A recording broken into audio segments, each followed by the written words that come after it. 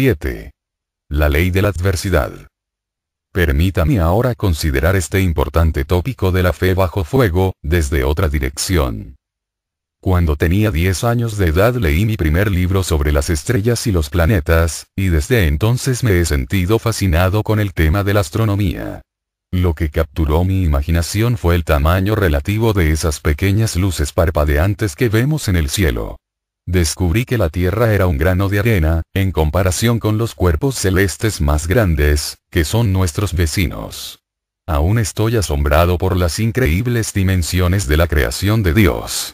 ¿Cómo puede uno comprender el significado de un universo visible que tiene una extensión de 30.000 millones de años luz de un lado a otro, y está compuesto de quizás 100.000 millones de galaxias, cada una de ellas conteniendo cientos de miles de millones de estrellas? Es imponente el pensar en lo que existe allá arriba en el cielo silencioso. Una de las estrellas, relativamente cercana a nosotros, se llama Epsilon, realmente es más grande que la órbita del planeta Plutón de nuestro sistema solar. Si fuera hueca, cabrían dentro de ella más de 2.000 millones de soles como el nuestro. El rey David, quien no pudo saber nada de nuestra moderna astronomía, estaba profundamente consciente de la maravillosa obra realizada por el Señor en la creación. Él escribió: «Los cielos cuentan la gloria de Dios, y el firmamento anuncia la obra de sus manos. Un día emite palabra a otro día, y una noche a otra noche declara sabiduría». Salmo 19, 1, 2. En realidad, así es. Me imagino que es por eso que aún el estudio de la astronomía es tan emocionante para mí. Declara la grandeza de la gloria de Dios como ningún otro campo de investigación. Después de explorar lo que el Creador ha hecho y cómo continúa controlando la inmensidad del universo, me es fácil confiar en Él para todos los asuntos relacionados con mi vida. De alguna manera, parece que Él puede encargarse de todos ellos. Recuerdo con agrado una historia acerca de Albert Einstein y su especulación sobre el tiempo y el espacio. Un día, estaba conversando con algunos de sus alumnos más inteligentes acerca de Dios y de si Él existe o no existe. Entonces, Einstein les hizo esta interesante pregunta. ¿Qué porcentaje del conocimiento total del universo suponen ustedes que poseemos ahora? Ellos le dieron varias estimaciones, con un promedio de aproximadamente 2%. El viejo físico contestó: «Creo que sus suposiciones son demasiado altas, pero voy a aceptar esa cantidad de 2%. Ahora díganme, de acuerdo con el otro 98%, ¿cuáles son las posibilidades de que Dios realmente existe?» En verdad, esa es una pregunta muy buena. Hace algunos años, estuve leyendo más sobre astronomía, y encontré algo que fue escrito por el Dr. Stephen Hawking. Es un astrofísico de la Universidad de Cambridge, y quizás es el hombre más inteligente sobre la faz de la Tierra. Él ha seguido los pasos de Einstein con dignidad. Ha hecho avanzar la teoría general de la relatividad, mucho más que ninguna otra persona desde que murió Einstein. Se le atribuye al Dr. Hawking el mérito de haber hecho los cálculos matemáticos que sugieren la existencia de los agujeros negros en el espacio y de haber desarrollado otras teorías muy aclamadas. Lamentablemente, el Dr. Hawking padece de una enfermedad neuromuscular degenerativa, llamada esclerosis amiotrófica lateral, o enfermedad de Lou Gehrig, que finalmente le causará la muerte. Por años, ha tenido que estar en una silla de ruedas, sin poder hacer mucho más que permanecer sentado y pensar. Ni siquiera puede escribir las fórmulas matemáticas que rigen el proceso de sus pensamientos. En 1979, la revista Omni dijo acerca de él: «Su mente es una pizarra. Él memoriza la larga cadena de ecuaciones que dan vida a sus ideas, luego dicta los resultados a sus colegas o a su secretaria, una hazaña que ha sido comparada con la de Beethoven escribiendo toda una sinfonía en su mente, o la de Milton al dictar Paraíso Perdido a su hija». En estos últimos años, el Dr. Hawking ha perdido hasta la habilidad para hablar, y ahora se comunica por medio de una computadora que él opera con los movimientos más leves de sus dedos. También la revista Omni dijo: «Está muy débil para escribir, alimentarse a sí mismo, peinarse y ponerse los anteojos. Alguien debía ayudarle haciéndole todo esto». Sin embargo, este hombre, uno de los que más dependen de otros, se ha escapado de ser clasificado como un inválido. Su personalidad brilla a través de los detalles de su trastornada existencia. Su aceptación de una enfermedad catastrófica, a pesar de que él no cree en el Dios de la Biblia, es lo que ha hecho que Stephen Hawking llame nuestra atención en relación con el tema que estamos considerando. Es posible que él sea un deísta, a pesar de que escribió un libro en 1988, titulado A Brief History of Time, una breve historia del tiempo, en el cual se esforzó en dar razones convincentes de la necesidad que tenemos de la existencia de un creador. Sin embargo, lo que él ha aprendido por medio de su incapacidad física es extraordinario, y puede ser muy instructivo para todos los que vivimos por fe. Él dijo que antes de enfermarse tenía muy poco interés en la vida. La llamó una existencia sin sentido, como resultado de que siempre se sentía aburrido. En ese tiempo, bebía demasiado y trabajaba muy poco. Entonces, se enteró de que tenía esclerosis amiotrófica lateral, y que no debía esperar vivir más de 2 años. El resultado final de ese diagnóstico, después de la conmoción emocional que le produjo al principio, fue extremadamente positivo. Declaró que había sido más feliz después de tener la enfermedad que antes. ¿Cómo podemos entender eso? Hawking dio la respuesta. Dijo: cuando nuestras expectativas se reducen a cero, realmente apreciamos todo lo que tenemos. Este es el concepto que declaré en el primer capítulo de este libro. Lo diré de otra manera. La satisfacción en la vida depende, en parte, de lo que la persona espera recibir de esta. Para un hombre como el Dr. Hawking, quien pensó que iba a morir muy pronto, todo adquiere un nuevo significado. La salida del sol, un paseo por el parque, o la risa de los niños. De pronto, cada pequeño placer se convierte en algo muy valioso. En contraste, las personas que creen que la vida les debe algo, a veces se sienten insatisfechos con lo mejor que reciben de ella. También, el Dr. Hawking dijo lo siguiente acerca de sus limitaciones físicas. Si usted tiene algún impedimento, debe emplear sus energías en las áreas en que no tiene ningún problema.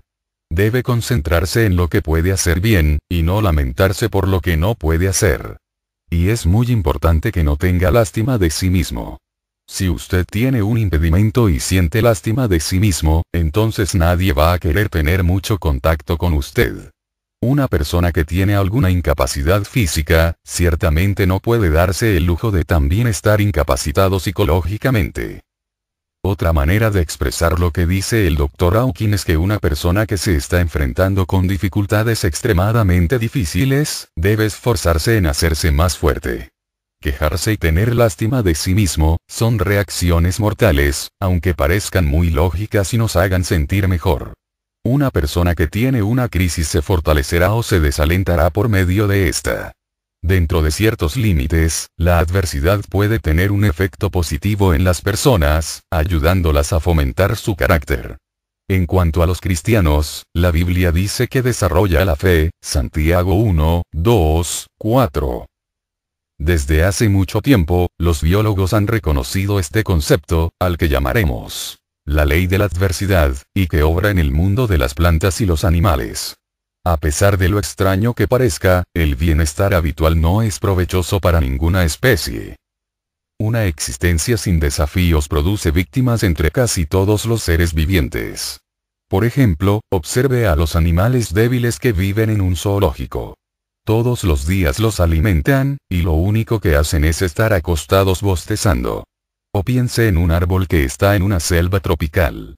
Como tiene mucha agua a su disposición, no necesita extender sus raíces nada más que a unos pocos metros de profundidad. Por lo tanto, no está bien afianzado, y una pequeña tormenta puede derribarlo.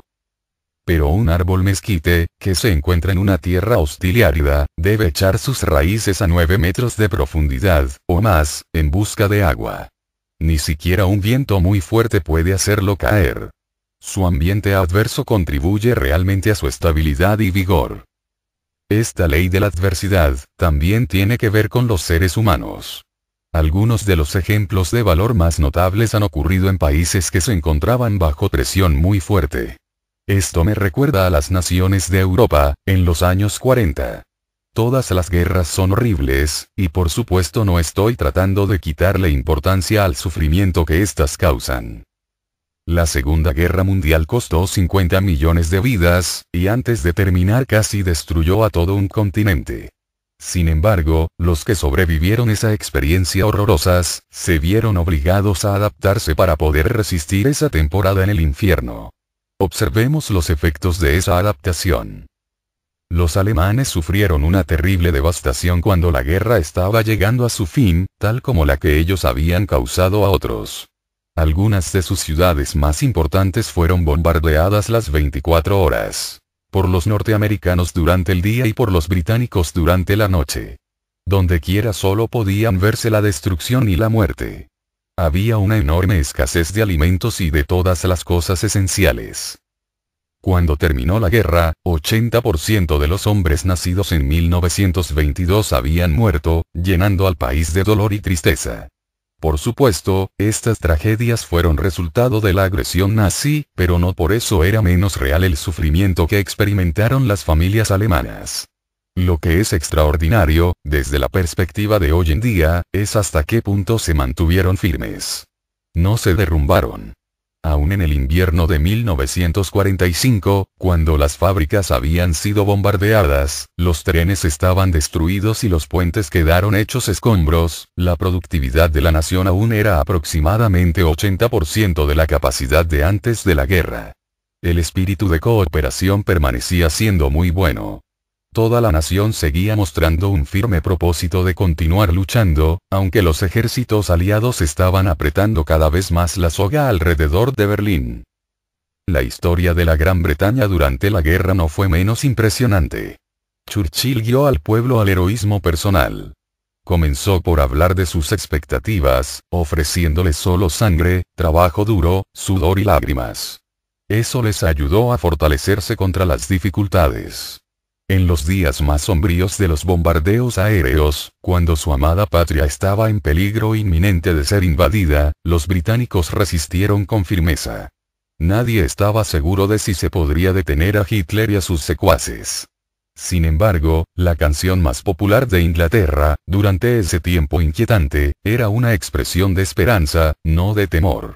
Se llamaba Los acantilados blancos de Dover, refiriéndose a un área costera que estaba llena de cañones, aviones y equipos de radar. La letra, según lo que puedo recordar de cuando yo era niño, dice así. Volarán los pájaros azules sobre los acantilados blancos de Dover, mañana, solo espera, y los verás. Habrá amor y risas, y paz para siempre, mañana, cuando el mundo sea libre. El pastor cuidará de sus ovejas, el valle florecerá otra vez, y Jimmy dormirá en su pequeña habitación otra vez. Volarán los pájaros azules sobre los acantilados blancos de Dover, mañana, solo espera, y los verás. Esta canción se convirtió en un símbolo del valor de un pueblo que tenía puesta su mirada en un futuro mejor, más allá del sacrificio y la muerte. Churchill se refirió a esa época como su momento más sublime. Ese mismo espíritu invencible se manifestó evidentemente en muchos otros países que habían sido destrozados por la guerra. Y llegó a su punto culminante en la ciudad de Leningrado, que ahora se llama San Petersburgo, donde el pueblo ruso soportó una gran privación durante un sitio de 872 días por el ejército alemán y el finlandés. Más de 650.000 personas murieron en 1942, la mayoría de ellas debido al hambre, las enfermedades y el cañoneo distante. Pero los sobrevivientes se negaron a rendirse a la tiranía. Su reacción a horrores inconcebibles, se encuentra entre uno de los ejemplos más impresionantes del valor humano. A San Petersburgo se le da hoy el nombre de Ciudad de los Héroes. Si es verdad que a menudo los tiempos difíciles producen firmeza emocional y física, entonces también lo opuesto tiene que ser cierto. Y en realidad, lo es. Con frecuencia, la vida fácil y la abundancia producen una profunda debilidad. Con el respeto debido hacia mis compatriotas, aquí en los Estados Unidos, diré que creo que el materialismo y la comodidad nos han hecho débiles y vulnerables. La continua prosperidad que disfrutamos, por lo menos en comparación con el resto del mundo, ha hecho que nos sintamos seducidos por la vida cómoda. A veces me pregunto si podríamos tolerar el nivel de privación que es común para la mayoría de los seres humanos. Parece que tenemos bastantes problemas tratando de hacerles frente a las presiones de la vida cotidiana. El filósofo y autor ruso Alexander Solzhenitsyn reconoció esta debilidad nacional, poco después de haber llegado a los Estados Unidos como exiliado de lo que era en ese entonces la Unión Soviética. En un discurso que pronunció en la Universidad de Harvard el día 8 de junio de 1978, y que ahora es famoso, se refirió a la vida fácil que satura a las democracias.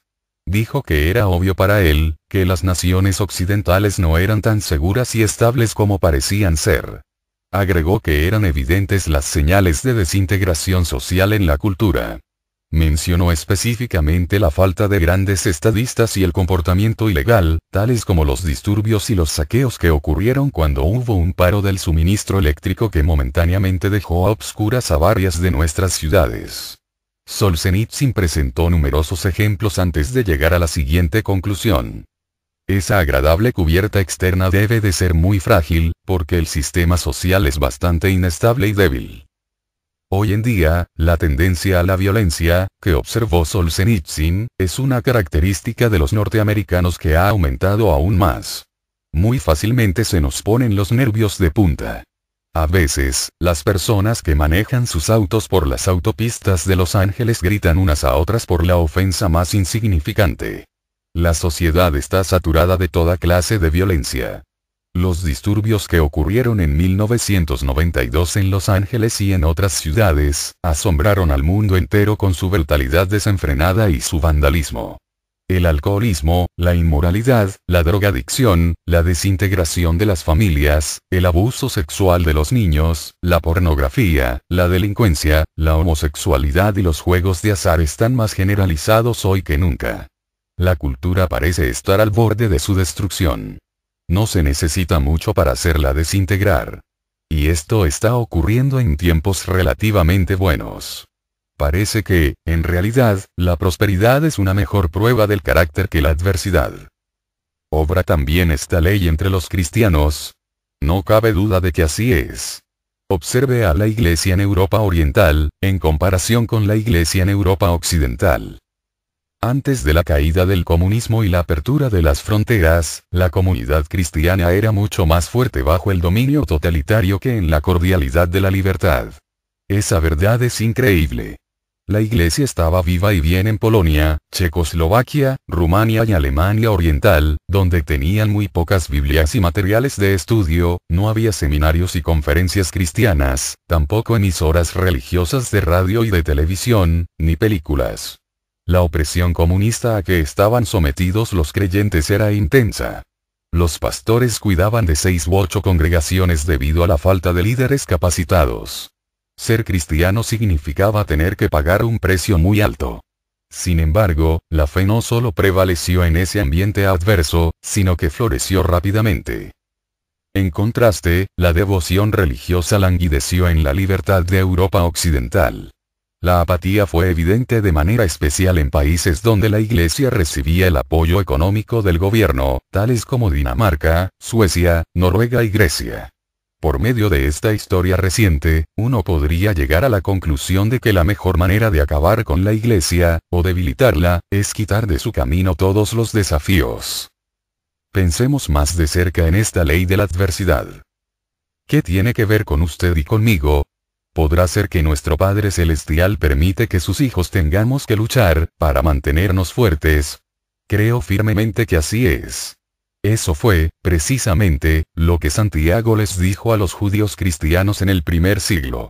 Hermanos míos, tened por sumo gozo cuando os halléis en diversas pruebas, sabiendo que la prueba de vuestra fe produce paciencia. Santiago 1, 2, 3. Pablo repitió este tema en su carta a los romanos. Y no solo esto, sino que también nos gloriamos en las tribulaciones, sabiendo que la tribulación produce paciencia. Y la paciencia, prueba. Y la prueba, esperanza. Romanos 5, 3, 4. Jesús lo dijo aún más claramente. Si alguno quiere venir en pos de mí, niéguese a sí mismo, y tome su cruz, y sígame. Mateo 16, 24. También él dijo, porque todo el que quiera salvar su vida, la perderá.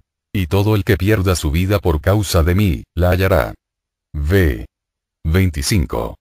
Esas palabras nos dejan muy poca posibilidad de duda. Jesús quiere que nos entreguemos completamente a Él, que tengamos dominio propio y que nos mantengamos firmes. También Él nos advirtió acerca de los peligros de la vida fácil. Creo que eso es lo que Él quiso decir cuando declaró: más fácil es pasar un camello por el ojo de una aguja, que entrar un rico en el reino de Dios. Marcos 10, 25. Él no quiso decir que Dios establece una norma diferente, y más difícil, por medio de la cual los ricos son juzgados.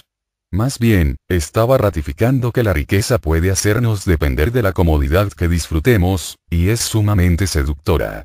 Una persona que se crió acostumbrada a las cosas buenas de la vida, podría no sentirse atraída al camino de sacrificio de la cruz.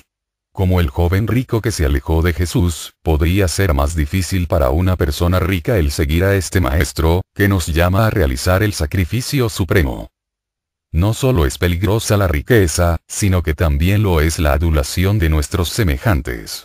Si usted quiere saber de qué está hecha una persona, elévela a una alta condición social y llénela de expresiones de admiración. Dentro de poco, su carácter oculto se manifestará, y todos podrán verlo. Salomón escribió: el crisol prueba la plata, y la hornaza el oro, y al hombre la boca del que lo alaba. Proverbios 27, 21. Por medio de estos versículos de la Biblia y de muchos otros, debería ser evidente que nunca fue el propósito de Dios que la vida cristiana fuera un paseo a través de un jardín lleno de rosas. Esa existencia placentera terminó cuando Adán y Eva fueron echados fuera del jardín de Edén. Desde entonces, la vida ha sido un reto para todos nosotros. Estoy seguro de que usted ya sabía esto.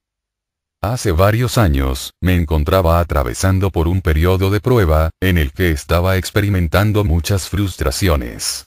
Me sentía como Job cuando los que le traían malas noticias estaban esperando su turno para relatarle sus historias. Todo un mes había sido así.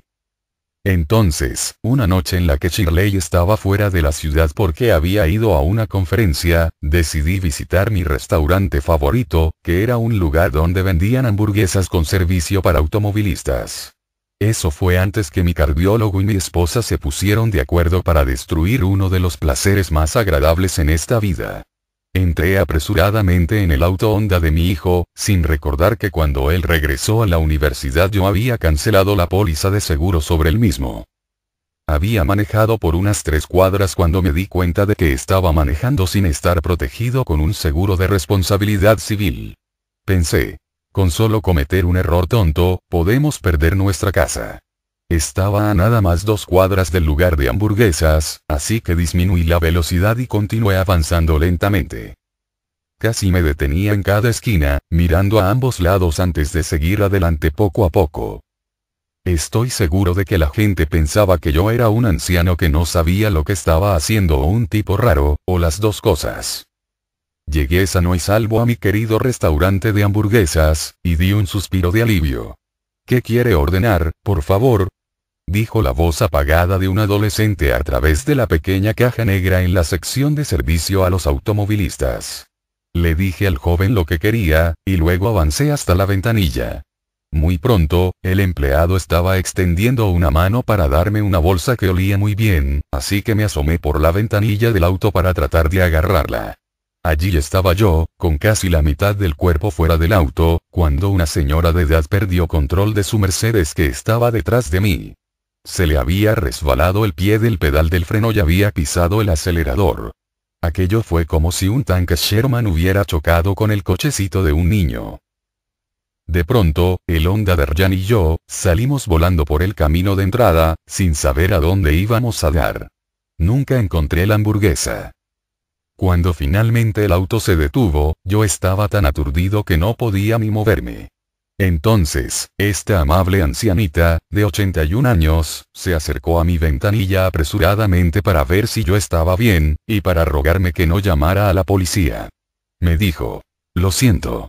Hace 2 semanas, me ocurrió lo mismo con otra persona. Por favor, no me denuncie.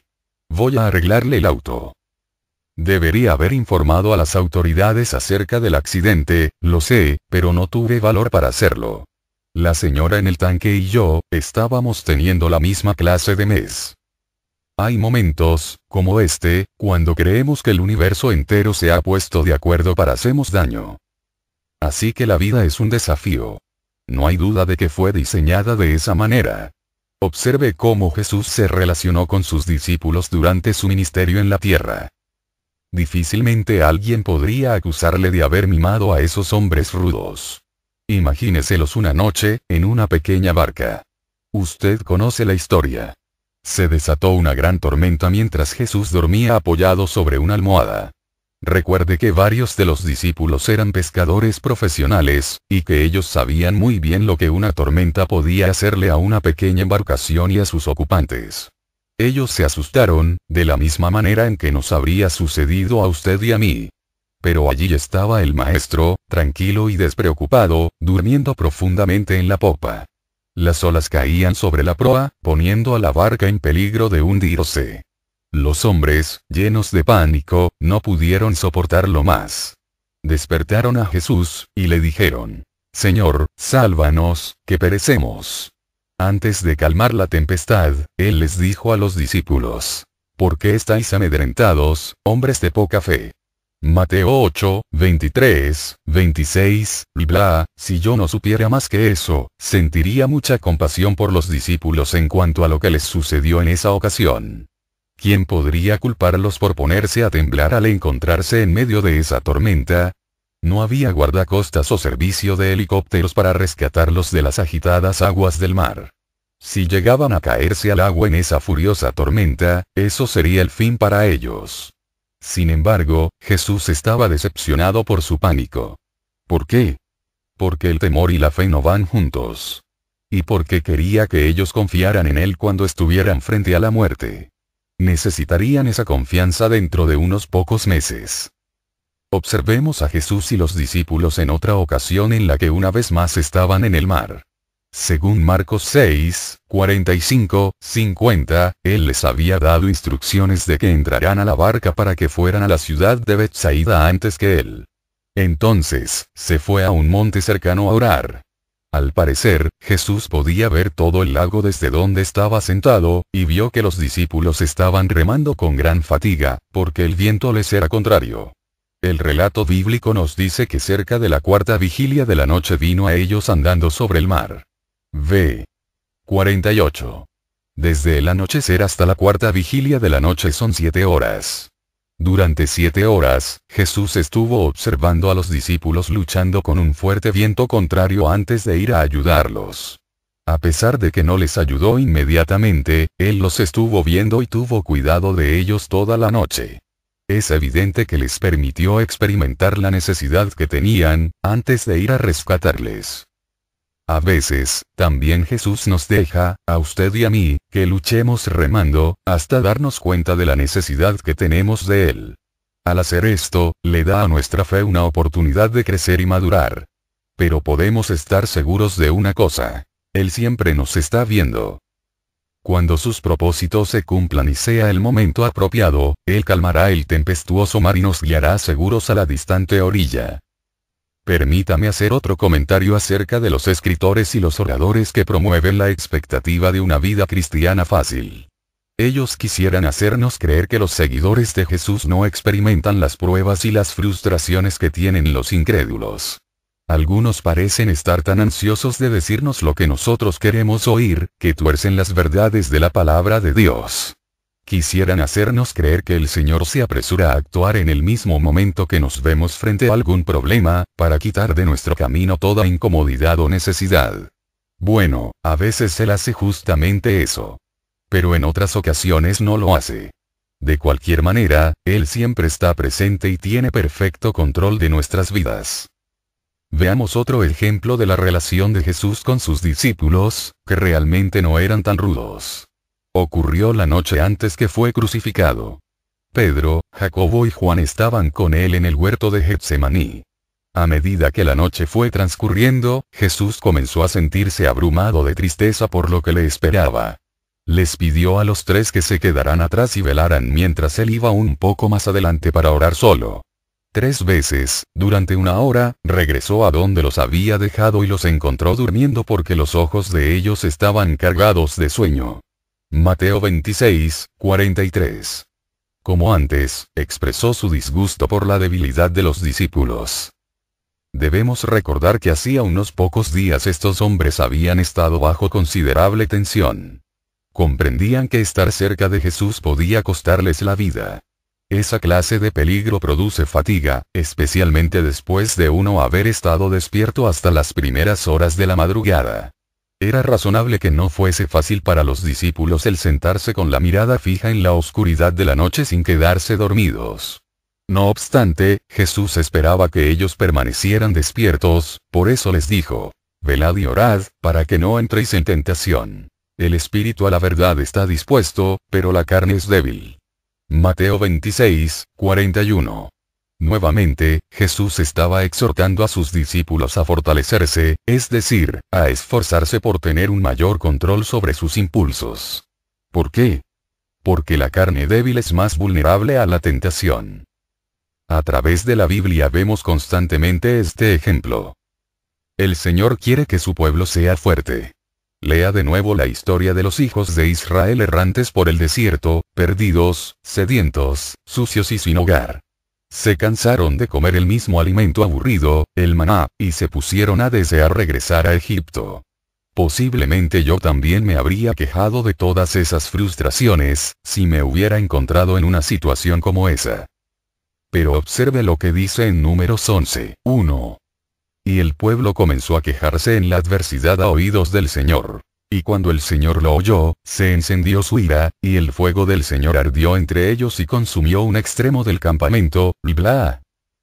Si eso parece severo, debemos recordar que Dios había escogido a este pueblo como propiedad suya, y estaba realizando una poderosa obra en sus vidas. Les había rescatado de 400 años de esclavitud en Egipto. Hasta dividió las aguas del Mar Rojo para facilitar su vida. Él había tenido cuidado de cada una de las necesidades de ellos, sin embargo, lo único que hicieron fue quejarse. La Biblia nos dice que Dios es paciente y lento para la ira, pero finalmente se cansó de escuchar sus continuas quejas. Quiere decir eso, según pareciera, que no tenemos libertad para expresarle al Señor nuestros más profundos anhelos y frustraciones. ¿Es Él tan exigente y desinteresado que debemos ocultarle nuestros temores, o tratar de ser algo que no somos? ¿Deberíamos sonreír y resignarnos cuando nuestra alma está sumida en la angustia? ¿Debemos imitar a los patos que están tranquilos en un lago, pero por debajo de la superficie están chapoteando como locos? No. Por lo menos, un centenar de versículos de la Biblia refutan esa imagen de un Dios desinteresado. Jesús dijo: venid a mí todos los que estáis trabajados y cargados, y yo os haré descansar. Mateo 11, 28. Se nos dice que Él conoce nuestra condición. Se acuerda de que somos polvo. Salmo 103, 14. Él también comprende que según nuestro temperamento algunos somos fuertes y seguros de nosotros mismos, y otros tenemos una tendencia natural a ser más inquietos. Eso no debería ser una sorpresa para el Señor, quien nos hizo como somos. También me imparte ánimo el ver la compasión de Dios hacia David cuando él expresó angustiosamente sus temores y frustraciones. No hay ninguna evidencia de que el Señor se disgustara cuando David expresó su dolor y sus temores. Entonces, ¿cuál fue la diferencia entre estas quejas aceptables, y las de los hijos de Israel muchos años antes? La respuesta la vemos en la naturaleza de las lamentaciones de David. Fueron expresadas en circunstancias en las cuales mostró su fe y su dependencia en Dios. Podemos ver claramente que, aun cuando estaba deprimido, David sabía quién era su Señor y a quién era que él tenía que serle fiel. Pero los hijos de Israel actuaron con incredulidad y de manera desafiante al quejarse. Una vez más, vemos que en la Biblia todo parece tener que ver con esa palabra pequeña y esencial: fe. Hagamos un resumen. Ahora sabemos que la fe debe ser firme, pero ¿por qué? ¿Existe alguna razón lógica por la que el Señor nos pide que decidamos firmemente enfrentarnos con nuestras dificultades? Creo que se debe a la íntima relación que, según mencioné anteriormente, existe entre la mente, el cuerpo y el espíritu. No podemos tener estabilidad espiritual y ser emocionalmente inestables al mismo tiempo. Estamos envueltos en una guerra espiritual con un enemigo implacable, que continuamente está acechándonos. Necesitamos estar en las mejores condiciones posibles, para poder hacerles frente a los dardos y a las flechas que él nos lanza. Los cristianos débiles y que se han dado demasiada buena vida, no tienen la resistencia suficiente para pelear esta batalla. Así que, de vez en cuando el Señor nos pone a hacer ejercicios espirituales con el fin de mantenernos en forma para la contienda. Esa es la ley de la adversidad, y todos somos afectados por ella de una manera u otra.